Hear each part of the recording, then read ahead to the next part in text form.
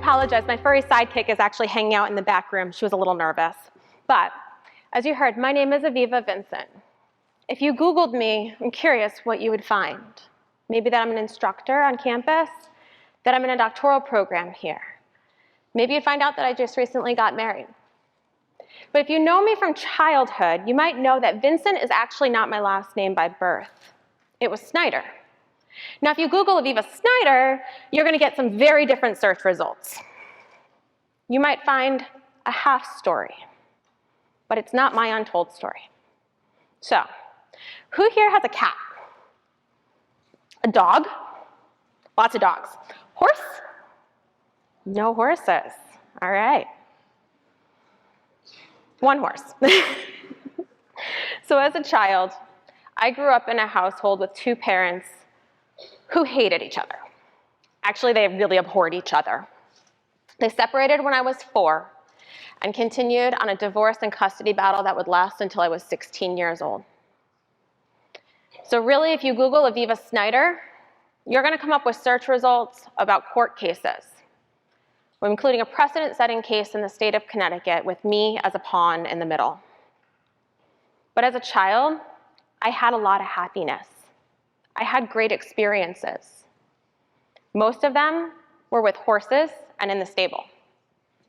When I was a child, my childhood home had a living room window, and my first memories are looking out that window and seeing these 3 horses in this grass pasture and getting up on the back of the sofa and pretending to ride it so I could ride the horses off into the sunset. I loved horses. I never actually rode those horses. When I was 4 years old, I started taking riding lessons. I didn't know it at the time, but that was a pawn in the custody case. But I was just so happy to be at the stable. And by the time that I was 7 years old, I was mucking stalls, I was sweeping aisles, I was cleaning the water buckets. I was basically a glorified barn rat, and I loved it. I loved not just one horse, but the entire environment. I loved the smells and the sounds. It was safe there. I was safe there. I held on to those experiences week to week. It is literally what got me through. And eventually, those horses are what taught me the courage so that I was able to thrive. When I was 11 years old, there was one day that I was particularly fraught with abuse at the hands of my father. I went back home to my mom's house after visitation. I opened the door and I crumpled, crying. She knew some of what I endured, but she did not have the words for it. And she explained to me that if I didn't tell her, there was nothing she could do because it's court-ordered visitation. But I was scared. I was so scared. So I said nothing. 2 days later, I went back for visitation. I walked in the door, and he simply said, "I know you told her everything. No more riding, no barn." And in that moment, I broke. My heart broke. And I know that that is a very privileged statement, but that was the place that I was safe, and it was the thing that I was holding on to, and now it was gone. So I summoned up all of the courage that I had learned at the stable over the years and from every one of those horses, and I turned and I left. I ran away. Now, in a suburban town, running away means that I got picked up by a police officer about 10 miles away, brought back to my mom's, and I was safe. I was fine. But I didn't have to go back for visitation again. I was so thankful that I had run away, because I am not certain that if I hadn't had the courage from the horses, I would have ever ended that cycle of abuse. See, the same thing that I held on to week to get through that situation, I was able to use when it was taken away to get out of it. I was lucky.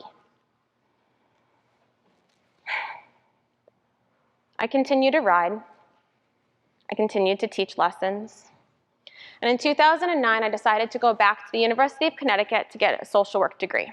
Now, in a social work program, you have to do about 20 hours a week of a field placement, and I instantaneously chose Ebony Horsewomen. It's a therapeutic horseback riding stable in Hartford, Connecticut, in the downtown area. Urban stable, 14 horses. Kids from the community come every day after school to ride, take care of the horses, and take care of the stable. I loved it there. But nobody had ever told me when I was riding that it was therapy. So this was a new concept to me. And I loved it in the barn. But there was one boy in particular that I was fascinated by. He was about 13 years old, and he had a temper. And there was one day that he came in, and he slammed the door, and he walks back. And I'm fascinated by him, so I'm like, okay. And I follow behind him, and I watch what's he gonna do. And he walks right up to one of the horse's stall doors, and he flings it open. And that horse spun around real fast and lifted his leg like he was gonna feign to kick him. And the boy stopped, and the horse did not kick. And I saw him take stock of what had almost happened to him. I saw him step back and take a deep breath and lower his shoulders. And then step up again and extend his hand and let the horse come to him. He then put the halter on and led the horse together down the aisle. And I thought to myself, if he had come up to my theoretical door and flung my door open, I think I would have kicked him. I don't think I would have stopped. And if he had come back 30 seconds later with an apology, I don't know that I would have been ready to accept it. But that's the thing about horses. They mirror for us in instantaneous feedback exactly what we are thinking, feeling, or acting, and then they give us the choice of how we want to proceed. We can change it, and they give us second, third, fourth chances. Horses are 1,200-pound animals who very often know us better than we know ourselves. And as I sat there watching this young man, I saw someone who was flailing, who was unregulated, who was looking for safety and comfort and love, and he found it in a horse. And as I was watching him, I saw myself as a kid. And I realized that's what I was getting from the horses. And together, we healed through the horses. So as you hear stories today about untold stories, our untold stories are labors of love. Our foundational experiences, if we are lucky, become our future employment. And I am so lucky because here at CASE, I'm in the doctoral program where I'm researching the impact and the effect of the human-animal bond. I'm actually working with the therapy dogs that are out here today to understand if fear and anxiety can be changed for children through the support of a therapy dog in a stressful situation. It's kind of cool. And I'm working at a therapeutic riding stable here in Ohio, where I get to make and create this empowering environment, this safe area for children to come, for teens to come, for adults to come to heal with horses, to learn confidence and trust and empathy and compassion, and we do that together. Now, I was nervous for today. I was thinking to myself, who's going to want to hear my story, my experiences, my untold story? And then I thought about one of the riders that I currently have at the farm. His father recently passed of cancer, and he's been with us for about 3 months, and he comes every week. And he's good. I mean, he's really a good rider. So I made time after his lesson about 2 weeks ago to go up to his mom and say, hey, your son is getting really good. He's really excelling. And she teared up. And she said, you know, he's having a really rough time. He looks forward to coming here week to week. He comes home and he talks about his horse. He doesn't have much else right now, but he has this. And as his mom, I'm so thankful that I can share this with him. What he doesn't know is that horses saved me, and I'm hoping it'll do the same for him. I don't know if you can understand that, but thank you. And I just looked back at her and said, I do understand, and me too.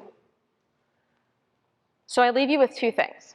1, if any of you with those dogs, those cats, those horses have ever been teased for your relationship with them, with your bond with them, we get it. It is real. It's important. And for those who haven't had that experience, I implore you to learn about it, to feel it, to experience it, because there is nothing else like it. And 2, since I couldn't bring a horse here today, I did bring therapy dogs for you. So take a moment. We have 2 that are here and mine in back. They'll all be out during intermission. And I encourage you, take a moment for some puppy love. Give him a pet and a cuddle. Feel it for yourself. And if you ever really want to know the power of a horse, come out to the farm. I'll introduce you to the horses. You can feel their power and their empathy. I invite you to come and share in my story. Thank you.